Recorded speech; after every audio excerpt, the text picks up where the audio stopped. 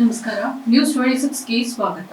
ಯಾದಗಿರಿ ಜಿಲ್ಲೆಯ ಹುಣಸಗಿ ತಾಲೂಕಿನ ಬಲಶೆಟ್ಟಿಹಾಳ ಗ್ರಾಮದ ಸರ್ಕಾರಿ ಮಾದರಿ ಪ್ರಾಥಮಿಕ ಶಾಲೆಯಲ್ಲಿ ಶಿಕ್ಷಕ ವರ್ಗದಿಂದ ಮತ್ತು ಶಾಲಾ ಆಡಳಿತ ಮಂಡಳಿಯಿಂದ 2023 ಮತ್ತು 24ನೇ ಸಾಲಿನ 7ನೇ ತರಗತಿ ವಿದ್ಯಾರ್ಥಿಗಳ ಬೀಳ್ಕೊಡುಗೆ ಸಮಾರಂಭ ಕಾರ್ಯಕ್ರಮವನ್ನು ಆಯೋಜಿಸಲಾಗಿತ್ತು. ಕಾರ್ಯಕ್ರಮವನ್ನು ಗ್ರಾಮದ ಬಸವ ಶಿವಯೋಗಿ ಮಠದ ಶ್ರೀ ಸಿದ್ದಲಿಂಗ ಶಾಸ್ತ್ರಿಗಳು ಸಸಿಗೆ ನೀರು ಹಾಕುವುದರ ಮುಖೇನ ಕಾರ್ಯಕ್ರಮವನ್ನು ಉದ್ಘಾಟಿಸಿದರು. ವಿದ್ಯಾರ್ಥಿ ಏನಾಗಿರಬೇಕು, ಕಾಗೆಯಂತೆ ಚೇಷ್ಟನಾಗಿರ್ಬೇಕು. ಅದಕ್ಕೆ ನಾವು ಚೇಷ್ಟೆ ಮಾಡಾಕತ್ತೀವ್ರಿ ಅಂತ ಹೇಳಬೇಡ. ಕಾಗೆಯಂತ ಚೇಷ್ಟನೆ ಆಗಿರಬೇಕು. ಅದರ ಜೊತೆ ಕಾಗೆ ಇರುವಂತ ಯುಕ್ತಿಯನ್ನು ಕೂಡ ಹೊಂದಿರಬೇಕು. ನಂತರ ಮಾತನಾಡಿದ ಅವರು, ವಿದ್ಯಾರ್ಥಿಗಳ ಜೀವನ ಬಂಗಾರದ ಜೀವನ ಇದ್ದಂತೆ. ಬಕಪಕ್ಷಿಯಾಗಿ ಧ್ಯಾನ ಮಾಡಬೇಕು, ವಿದ್ಯಕ್ಕಾಗಿ ಹಂಬಲಿಸಬೇಕು ಅಂತ ತಿಳಿಸಿದ್ರು. ತೇರ್ಗಡೆಗೊಂಡ ವಿದ್ಯಾರ್ಥಿಗಳು ಡಾನ್ಸ್ ಮಾಡುವ ಮುಖೇನ ಗಮನ ಸೆಳೆದರು. ಈ ಸಂದರ್ಭದಲ್ಲಿ ಎಸ್ಡಿಎಂಸಿ ಅಧ್ಯಕ್ಷರು ಸಾಹೇಬ್ ಗೌಡ ಗುತ್ತೇದಾರ, ಶಾಲೆಯ ಮುಖ್ಯೋಪಾಧ್ಯಾಯರು ಸಂಗಯ್ಯ ಬಾಚಿಹಾಳ್, ಉಪಾಧ್ಯಕ್ಷರು ಜುಮ್ಮಣ್ಣ ಗುಡಿಮನಿ, ಶಿವಾನಂದ ಹಿರೇಮಠ್, ರಾಚಯ್ಯ ಹತ್ತಿ ಹಿರೇಮಠ್, ಸಾಬಣ್ಣ ಕ್ಯಾತನಾಳ, ಬಸವರಾಜ್ ಅಂಗಡಿ, ಬಸಣ್ಣ ಗೋಡ್ರಿ, ಸೈದಪ್ಪ ಕಟ್ಟಿಮನಿ, ಬಸವರಾಜ್ ಜಡಜಲಿ, ರಾಜು ಅವರದಿ ಮತ್ತು ಗುರು ಮಾತೆಯರು ಮತ್ತು ಶಾಲಾ ಮುದ್ದು ಮಕ್ಕಳು ಉಪಸ್ಥಿತರಿದ್ದರು. ವರದಿ ಜುಮ್ಮಣ್ಣ ಗುಡಿಮನಿ, ನ್ಯೂಸ್ 26 ಕನ್ನಡ, ಯಾದಗಿರಿ.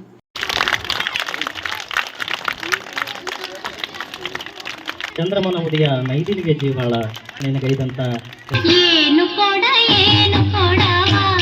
ಹುಬ್ಬಳ್ಳಿ ಮಾಟ ಎಂತ ಚಂದುಳ್ಳ ಕೊಡವ, ಹುಬ್ಬಳ್ಳಿ ಮಾಟ ಎಂತ ಚಂದುಳ್ಳ ಕೊಡವ. ಓಂ ಶ್ರೀ ಗುರು ಬಸವಲಿಂಗಾಯ ನಮಃ. ನಗುಮನದಿಲೋಗರ ವಿಕಾರಂಗಳನ್ನು ನೋಡಿ ಬಿಗಿತುಡಿಯ ಬಿಡುವುದೊಂದು, ನೋವು ಪಡುವುದೊಂದು. ಹೋಗು ವಿಶ್ವ ಜೀವನದ ಜೀವಾಂತರಂಗದಲ್ಲಿ ನಗುನಗುತ ಬಾತರಳು ಮಂಕುತಿಮ್ಮ, ನಗುನಗುತ ಬಾತರಳು ಮಂಕುತಿಮ್ಮ. ಮಣ್ಣ ಕಣಕಣದಲ್ಲಿ ತಂಪು ತಣಿರುಗಳಿರಲಿ, ಮಣ್ಣ ಕಣಕಣದಲ್ಲಿ ತಂಪು ತಣಿರುಗಳಿರಲಿ. ಒಲವಿನೊರತೆಯು ಎಂದು ಬತ್ತದಿರಲಿ, ಕಸವು ರಸವಾಗಿ ಮನವು ನಂದನವಾಗಲಿ.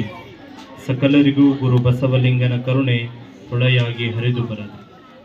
ಆರಂಭದಲ್ಲಿ ಆರಾಧ್ಯ ದೈವನಾಗಿರ್ತಕ್ಕಂಥ ಯಡೆಯೂರಿನ ಸಿದ್ಧಲಿಂಗಾಯತಿಗಳನ್ನು, ಬಲಶೆಟ್ಟಿಹಾಳದ ಬಸವಲಿಂಗಾಯತಿಗಳನ್ನು ಋನ್ಮಂದಿರದಲ್ಲಿ ಧ್ಯಾನಿಸುತ್ತಾ ಈ ವೇದಿಕೆ ಮೇಲೆ ಬೀಳ್ಕೊಡುಗೆ ಸಮಾರಂಭ ಹಾಗೂ ಶಾಲಾ ವಾರ್ಷಿಕೋತ್ಸವದ ತನ್ನಿಮಿತ್ತವಾಗಿ ಹಮ್ಮಿಕೊಂಡಿರ್ತಕ್ಕಂಥ ಸಮಾರಂಭದ ಉದ್ಘಾಟಕರಾಗಿರ್ತಕ್ಕಂಥ ಆತ್ಮೀಯ ಶ್ರೀಮಠದ ಶಿಷ್ಯರಾದ ಶಿವಮೂರ್ತಿಯವರವರೇ ಹಾಗೂ ಶಾಲೆಯ ಪ್ರಧಾನ ಗುರುಗಳಾಗಿರ್ತಕ್ಕಂಥ ಸಂಗಯ್ಯ ಬಾಚಿಯಾಳವರೇ ಹಾಗೂ ಇಲ್ಲಿ ವೇದಿಕೆ ಮೇಲೆ ನೆರೆದಿರುವಂಥ ಎಲ್ಲ ಗಣ್ಯಮಾನ್ಯರೇ ಹಾಗೂ ಶಿಕ್ಷಕರೇ ಹಾಗೂ ಮುದ್ದು ವಿದ್ಯಾರ್ಥಿಗಳೇ, ತಮ್ಮೆಲ್ಲರ ಅಂತರಾಳದ ಶರಣ ಜ್ಯೋತಿಗೆ ಶರಣು ಶರಣಾರ್ಥಿ.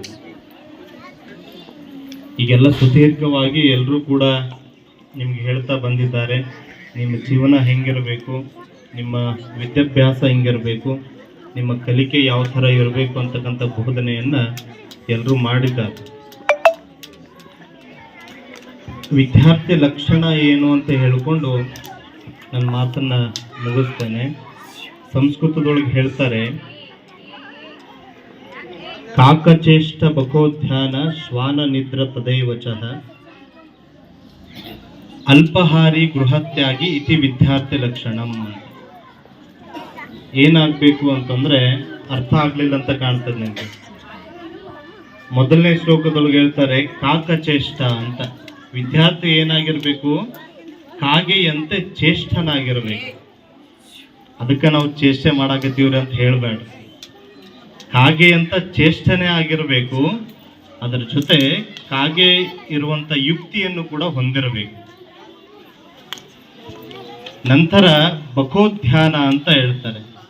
ಬಕೋಧ್ಯಾನ ಅಂತಂದ್ರೆ ಬಕಪಕ್ಷಿಯಾಗಿ ಧ್ಯಾನವನ್ನ ಮಾಡಬೇಕು, ವಿದ್ಯಕ್ಕಾಗಿ ಹಂಬಲಿಸ್ಬೇಕು. ನೀವು ನೋಡ್ತಾ ಇರ್ತೀರಿ, ಎಲ್ಲೋ ಒಂದ್ ಕಡೆ ನೀರಿನ ಸೊಂಪಿದ್ರೆ ಒಂದು ಬಕಪಕ್ಷಿ ಅಥವಾ ಬೆಳ್ಳಕ್ಕಿ ಅಂತ ಕುಂತಿರ್ತದೆ ಅಲ್ವಾ. ಆ ಬೆಳ್ಳಕ್ಕಿ ಆ ಹುಳುವನ್ನ ನೋಡ್ಕೋತ ಎಷ್ಟು ಗಮನ ಕೊಟ್ಟು ನೋಡ್ತಿರ್ತದಂತಂದ್ರೆ ಒಂದೇ ಒಂದು ಏಟಿಗೆ ಆ ಹುಳು ತನ್ನ ಬಲಿಯಾಗಬೇಕು ಅಂತ ತಿಳ್ಕೊಂಡು ಧ್ಯಾನ ಮಾಡ್ತಿರ್ತಾರೆ.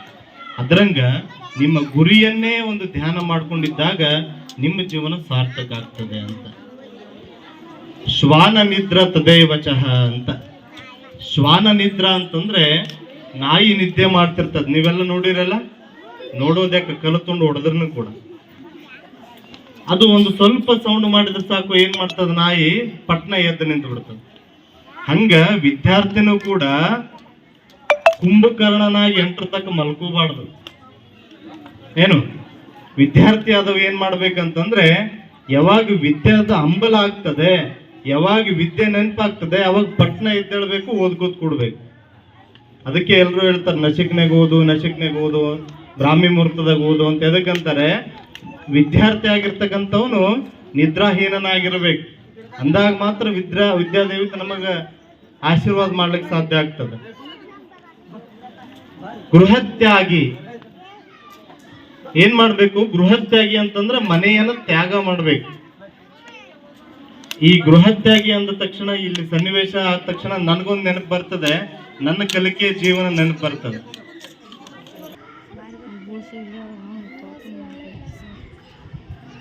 ಇದಾಗಿತ್ತು ಇವತ್ತಿನ ಅಪ್ಡೇಟ್ಸ್. ಇನ್ನಷ್ಟು ಸುದ್ದಿಗಾಗಿ ನೋಡ್ತಾ ಇರಿ News 26 ಕನ್ನಡ. ನಾವು ನಿಮ್ಮೊಂದಿಗೆ.